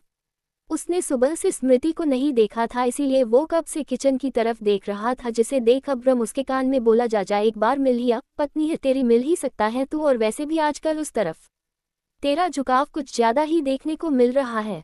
उसके बोलने पर शशांक जो लैपटॉप पर ईमेल चेक करने का नाटक कर रहा था वो उसे घूर कर बोला, जब देखने को मिल रहा है तो चुपचाप क्यों नहीं देखते, जैसे मैं तेरा झुकाव देख रहा हूँ। ये सुन अभ्रम के चेहरे का रंग उड़ गया। शशांक कहना क्या चाहता है। ओरियन अभ्रम की शक्ल देख मंद मंद मुस्कुरा रहा था। अभ्रम शशांक से बोला, देख ऐसा कुछ भी नहीं है, तू बस अपनी हरकत छुपाने के लिए मुझे बीच में खींच रहा है। शशांक उसके कहने पर बिना भाव के बोला, तुम सबको बिना देखे भी मैं बता सकता हूँ कि तुम्हारे दिमाग में क्या चल रहा है, तो खुद की हरकतों को ओवरशैडो करने की कोशिश मत करो। ये सुन अभ्रम शशांक को घूरने लगा। तभी शशांक की नज़र स्मृति पर गई तो उसी पर ठहर गई। स्मृति ने महरून कलर की प्लेन सी साड़ी पहन रखी थी। बाल ढीली सी गुथी हुई चोटी में बंधे हुए थे। चेहरे पर श्रृंगार के नाम पर सिर्फ मांग में लाल सिंदूर और छोटी सी बिंदी। वो सादगी में भी कितनी सुंदर लगती है। उसे पता ही नहीं चला कि कब स्मृति उनके पास आ गई। उसका ध्यान स्मृति की बात से टूटा जो दादाजी से कह रही थी। स्मृति, दादाजी आज हमारा सोमवार का व्रत है और हम हर सोमवार महादेव की पूजा करने मंदिर जाया करते हैं, तो क्या हम मंदिर जा सकते हैं? उसकी बात सुन दादाजी प्यार से बोले, तुम जा सकती हो बेटा, तुम्हें पूछने की जरूरत नहीं है। फिर वो शशांक को देख बोले, शशांक क्यों ना तुम स्मृति को मंदिर ले जाओ, वैसे भी स्मृति को यहाँ के बारे में कुछ नहीं पता तो उसका अकेले जाना ठीक नहीं। उनकी बात सुन स्मृति धीरे से शशांक की ओर देखती है जो उसे ही देख रहा था। ये देख वो जल्दी से नजरें झुका लेती है। शशांक अपना बैग लेकर बोला, मैं बाहर वेट कर रहा हूँ, जल्दी आना। ये बोल वो बाहर चला गया। उसे देख अद्विक ने सिर पीट कर कर्निश के कान में कहा, कितना अनरोमांटिक है यार, पता नहीं क्या होगा तेरे भाई का। कर्निश स्मृति को देख उससे बोला, मेरी भोली भाभी पता नहीं कहाँ फंस गई। दादाजी स्मृति से बोले, जाओ बेटा और ध्यान रखना। स्मृति हाँ में सर हिलाकर किचन से पूजा की थाल लेने चली गई। जब स्मृति बाहर कार तक आई तो उसने देखा कि ड्राइविंग सीट पर शशांक बैठा है, इसका मतलब आज ड्राइव शशांक करने वाला था। स्मृति पूजा की थाल पीछे सीट पर रखती है और आगे का गेट खोल अंदर बैठ जाती है। शशांक गाड़ी स्टार्ट करता उससे पहले उसके कानों में चूड़ियों की खनखनाहट गई। उसने नजरें घुमाकर स्मृति को देखा जो सीट बेल्ट लगाने की कोशिश कर रही थी। उसने फ्री पल्लू ले रखा था, इसीलिए उसके हाथ उसमें फंस रहे थे और वो बेल्ट नहीं लगा पा रही थी। उसे ऐसे स्ट्रगल करता देख शशांक के चेहरे पर छोटी सी स्माइल आ गई, लेकिन उसने जल्दी खुद को सीरियस किया और वो हल्का स्मृति की तरफ झुका। स्मृति उसके करीब आने से अचानक रुक गई। शशांक ने उसके हाथों से सीट बेल्ट लिया और उसे लगाने लगा। स्मृति की आंखों के सामने तो वो पल बिल्कुल ब्लर हो रहा था। शशांक बेल्ट लगा उसकी तरफ देखता है तो उसकी नजरें स्मृति से मिली। स्मृति की आंखें लेपिस कलर की लेपिस पत्थर की तरह थी। आज शशांक ने पहली बार स्मृति की आंखों में इतने पास से देखा था। उसने पहली बार स्मृति की आंखों में इतने गौर से देखा था। कितनी सुंदर थी उसकी आंखें। वही स्मृति ने शशांक की आंखों में देखा तो वो भी उनमें खो सी गई। शशांक की आंखें डार्क ब्राउन कलर की थी। उसकी आंखों में स्मृति को मानो पूरा ओशन दिखाई दे रहा था। इतनी गहरी आंखें जिनमें काफी कुछ था। स्मृति अचानक होश में आई, ये वो क्या कर रही थी। शशांक भी जल्दी अपनी सीट पर बैठ गया। उसने गाड़ी स्टार्ट की और मंदिर के लिए निकल गए। इधर मेंशन में क्रियांश ईवा से बोला, स्मृति भाभी भी मंदिर गई है तो क्यों ना आप हमारे साथ ऑफिस चलो, इसी बहाने आप ऑफिस भी देख लेंगी और बोर भी नहीं होंगी। जिस पे ईवा कुछ कहती उससे पहले नुआन बोले, हाँ ये बिल्कुल सही रहेगा, तुम्हें जाना चाहिए। ईवा कुछ सोचकर बोली, ठीक है। तभी एंट्रेंस से आरवी अपने बैग को संभाल गिरते पड़ते अंदर आई। उसकी सांसें काफी तेज चल रही थी, जैसे वो भाग कर आए हो। उसे देख सभी उसके पास जल्दी से आए। प्रतीक टेंशन से बोला, क्या हुआ आरवी, तुम ठीक तो हो और ऐसे भाग कर क्यों आ रही हो? आरवी उसकी बात का जवाब देना चाहती थी लेकिन वो इतना हाफ रही थी कि उससे कुछ बोला ही नहीं गया। अद्विक, अरे बोलो ना क्या हुआ?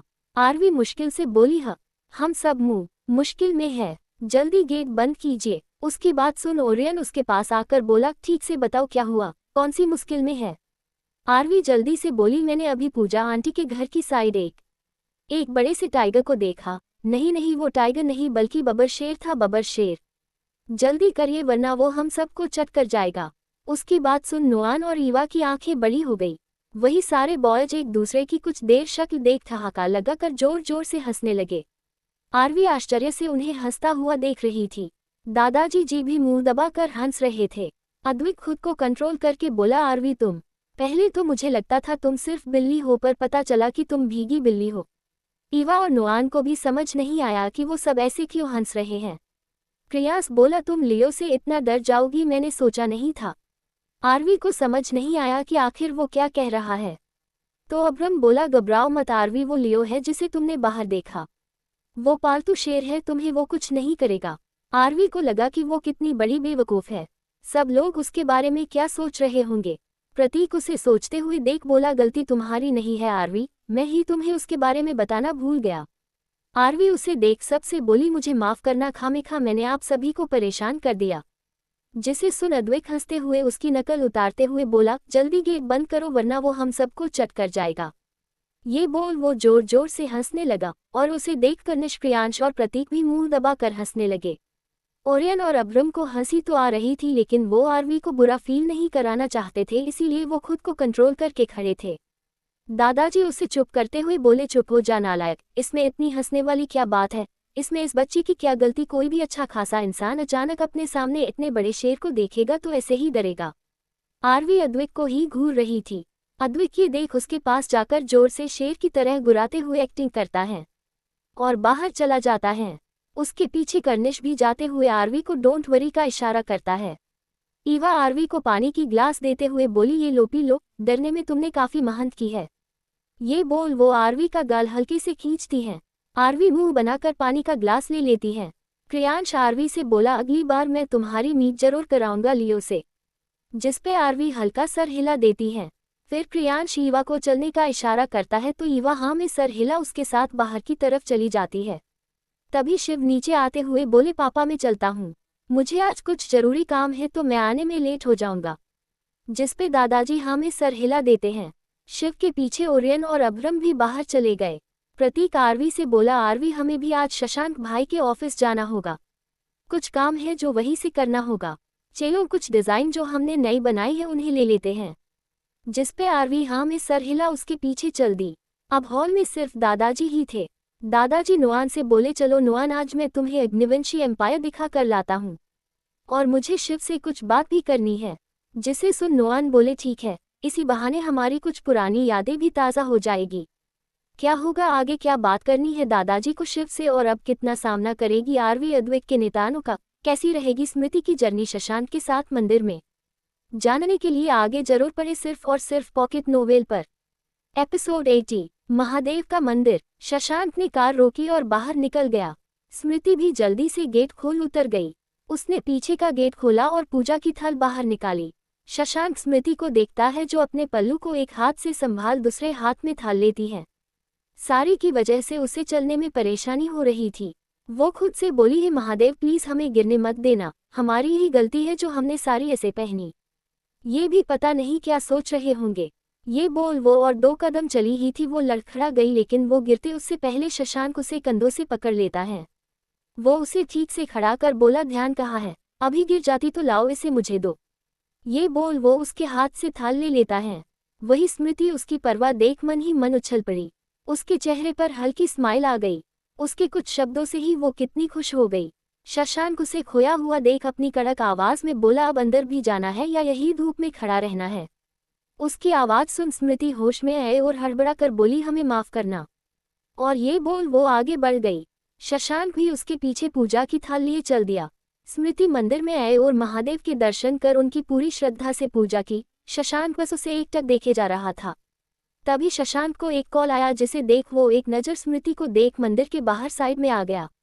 कुछ ही देर में स्मृति ने पूजा संपन्न की और परिक्रमा करने बाहर आई। उसे शशांक कहीं नहीं दिखा तो उसका मन विचलित हो उठा। वो जल्दी से थोड़ा मंदिर के बाहर आई तो उसकी नज़र शशांक पर पड़ी जो उसकी तरफ पीटकर किसी से बात कर रहा था। उसे देख स्मृति ने चैन की सांस ली। शशांक मंदिर की तरफ मुड़ा तो उसकी नज़र स्मृति पर गई तो उसने आंखों के इशारे से पूछा, क्या हुआ? जिसे समझ स्मृति ना में सर हिला देती है और फिर से मंदिर के अंदर चली जाती है। वो अर्ध परिक्रमा करने जैसे ही मंदिर के पीछे गई तो उसने सामने कुछ लोगों को देखा, जिन्हें देख उसकी आंखें बड़ी हो गई, माथे पर ठंडा पसीना आ गया, हाथ पैर ठंडे पड़ गए और दिल जोरों से धड़क उठा। दूसरी तरफ ओरियन की कार में ओरियन पैसेंजर सीट पर बैठा था और पीछे क्रियांश और ईवा। ओरियन की नज़र बार बार ईवा पर चली जाती, जो बाहर का नज़ारा देख रही थी। तभी अचानक ड्राइवर जोर से ब्रेक मारता है और कार झटके के साथ रुक गई। कोई इस झटके के लिए तैयार नहीं था, फिर भी ओरियन ने खुद को संभाल लिया और मुड़कर ईवा को देखा, जिसका सिर लगभग ड्राइवर की सीट से टकरा गया था। उसे देख वो बोला, आप ठीक तो हो? ईवा अपने सर को सहलाते हुए हाँ में सिर हिला देती है। वही क्रियांश ड्राइवर से बोला, क्या हो गया अंकल, ऐसे अचानक ब्रेक कौन लगाता है? ड्राइवर जल्दी से बोला, माफ करना, शायद सामने कोई आदमी खड़ा है, वो अचानक सामने आ गया, मैं देख कर आता हूँ। ये बोल वो बाहर चले गए। ओरियन बाहर उतरकर देखता है तो सामने एक आदमी चिल्ला चिल्ला कर तमाशा कर रहा था और उसके पास एक पुलिस ऑफिसर भी खड़ा था। ओरियन उसके पास गया तो वो आदमी उस पे बरसते हुए बोला, अमीर हो तो क्या तुम्हें हम जैसे गरीब लोग दिखाई नहीं देते? हम गरीब है इसका मतलब ये नहीं कि तुम अमीर लोग हम जैसों को कुछ ना समझो। ओरियन ऑफिसर से बोला, देखिए सर, हमारी कोई गलती नहीं है, ये महाशय ही अचानक कार के सामने आए। ये सुन वो आदमी ऑफिसर से पहले बोला, एक तो चोरी ऊपर से सीना चोरी, समझते क्या हो, झूठ बोलकर निकल जाओगे। यहाँ खड़े सभी लोगों ने देखा है कि कैसे ये अंधाधुन होकर मुझ पे गाड़ी चढ़ाने वाले थे। ओरियन ने महसूस किया कि इस आदमी ने काफी ड्रिंक कर रखी है। वही कार में क्रियांश भी जल्दी से बाहर आते हुए बोला, आप यहीं रुकना, मैं अभी आया। ये बोल वो चला गया, लेकिन ईवा भी कहाँ रुकने वाली थी। उसने फोन निकाल कुछ सर्च किया, स्क्रीन देख वो भी उतर उसके पीछे आ गई।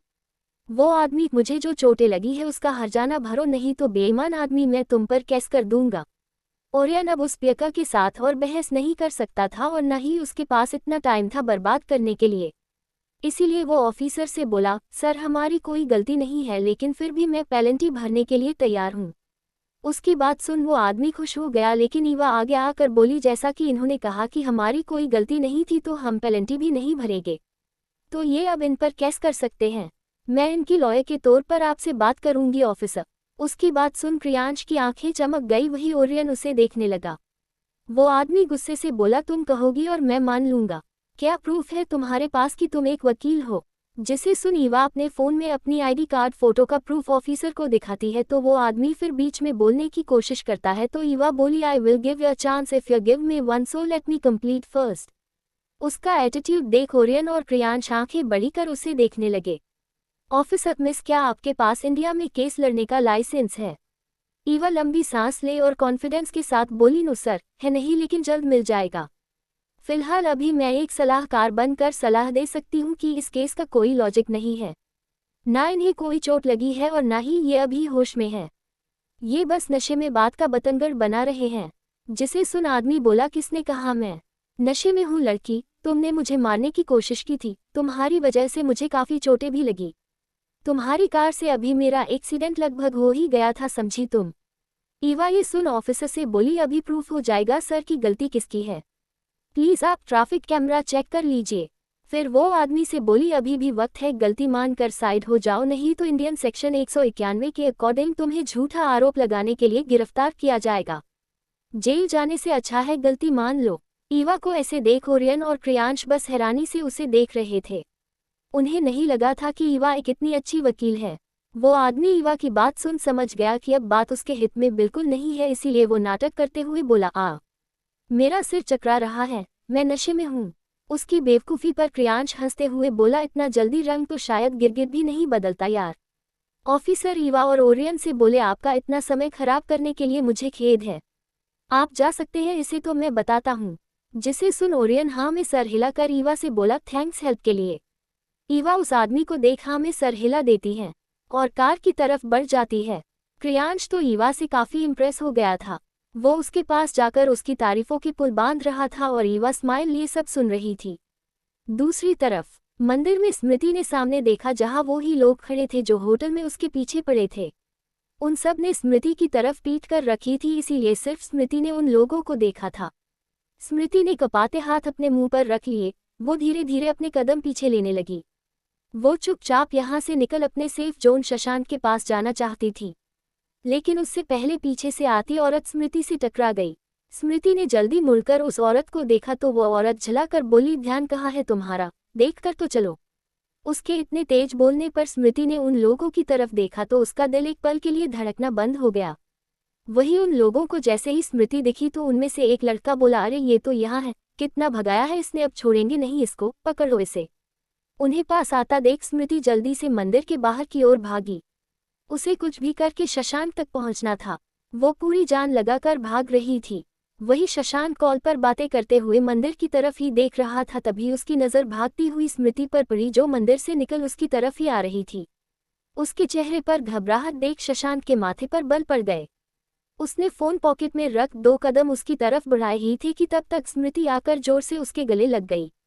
उसने शशांक को काफी मजबूती से पकड़ लिया, जैसे अगर उसने उसे हल्का भी छोड़ा तो वो उससे काफी दूर चली जाएगी।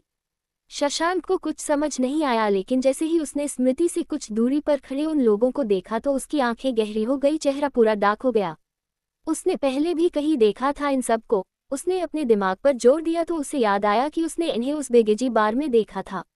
इसका मतलब ये स्मृति का अभी भी पीछा कर रहे हैं। शशांक की आंखों में गुस्सा उतर आया, उसकी हाथों की नसें उभर गई। वो उन लोगों को घूरते हुए स्मृति की पीठ सहलाने लगा। उनकी टीम से एक आदमी बोला, देखो हमारी तुम्हारे साथ कोई दुश्मनी नहीं है, तो तुम बीच में मत आओ, चुपचाप इस लड़की को छोड़ो और चलते बनो। शशांक को जैसे कुछ सुनाई नहीं दिया, वो बस स्मृति को शांत करने के लिए उसकी पीठ सहला रहा था। उसे चुप देख वो सब लोग आगे बढ़ने को हुए। उससे पहले शशांक की दरवानी आवाज उन सब के कानों में पड़ी, एक भी कदम आगे बढ़ाया तो फिर पीछे जाने का चांस नहीं मिलेगा। ये सुन सभी की एक पल के लिए रूह कांप गई। वही स्मृति ने शशांक के कोट को अपनी छोटी छोटी मुट्ठियों में और कसकर पकड़ लिया। वो लोग डर तो गए थे, लेकिन फिर भी वो अपने कदम आगे बढ़ाते हैं। वो और आगे बढ़ पाते उससे पहले शशांक और उन लोगों के बीच 15-20 हट्टे कट्टे पहलवान जैसे गार्ड आकर खड़े हो गए। वो सब शशांक के ही बॉडीगार्ड थे। वो शशांक के साथ बहुत कम जगहों पर साथ रहते थे, वरना हर जगह वो सब शशांक और उसके परिवार वालों के आसपास रहकर उनकी प्रोटेक्शन करते थे। कोष्टक सारे गार्ड उन लोगों पर गन पॉइंट करके खड़े थे, बस उन्हें अब शशांक की कमान की जरूरत थी और उन लोगों का खेल खत्म। शशांक अपनी बिजली सी कड़कती दमदार आवाज में बोला, इन सबको तब तक मत छोड़ना जब तक ये सब खुद अपनी मौत ना मांगे। ये बोलने के साथ ही कुछ ही देर में वो सब लोग को वहां से ले जा चुके थे। अब वहां सिर्फ स्मृति, शशांक और तमाशा देखने वाली भीड़ थी, जो कि अब धीरे धीरे कर जा चुकी थी।